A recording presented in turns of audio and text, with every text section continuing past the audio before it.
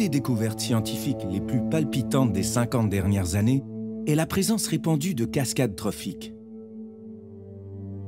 Une cascade trophique est un processus écologique qui s'amorce dans le haut de la chaîne alimentaire et qui descend tout en bas de celle-ci.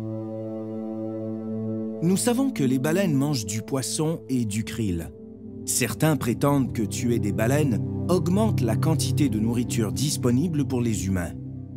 Cette théorie est logique. Mais quand les populations de grandes baleines diminuent, il en va de même pour le poisson et le krill. Paradoxal, direz-vous?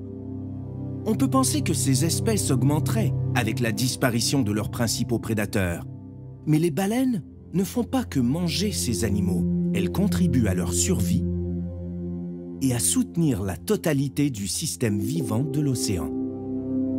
Les baleines s'alimentent à une profondeur où la noirceur est souvent totale, puis retournent à la surface dans la zone photique où la lumière est suffisante pour permettre la photosynthèse.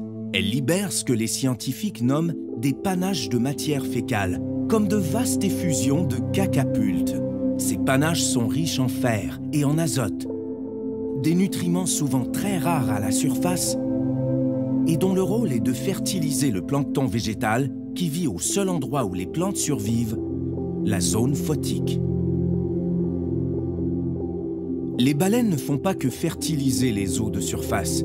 En se déplaçant à différentes profondeurs le long de la colonne d'eau, elles propulsent aussi le plancton pour qu'il reprenne sa place dans la zone photique, lui donnant plus de temps pour se reproduire avant de sombrer dans l'abysse.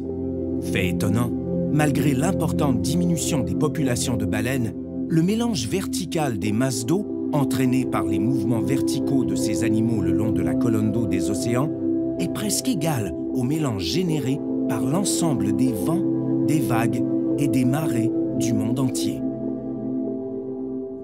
Plus de plancton végétal veut dire plus de plancton animal pour nourrir les grandes créatures. Autrement dit, plus de baleines signifie plus de poissons et plus de krill. Mais l'histoire ne se termine pas là, parce que le plancton végétal ne fait pas que nourrir les animaux marins. Il absorbe aussi le dioxyde de carbone de l'atmosphère. Lorsque le plancton atteint le fond marin, il retire ce carbone de la circulation et l'entraîne en un lieu où il y restera durant des millénaires. Donc plus il y a de baleines, plus il y a de plancton.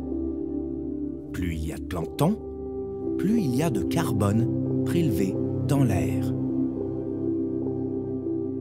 À l'époque où les populations de baleines ont atteint des seuils historiques, avant qu'elles ne soient tuées en grand nombre, il semble qu'elles aient contribué à éliminer de l'atmosphère des dizaines de millions de tonnes de carbone chaque année.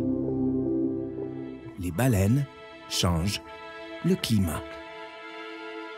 Permettre aux populations de grandes baleines de se rétablir pourrait être considéré comme une forme de géo-ingénierie capable de contrer certains dommages que nous avons causés tant à la vie marine qu'à l'atmosphère.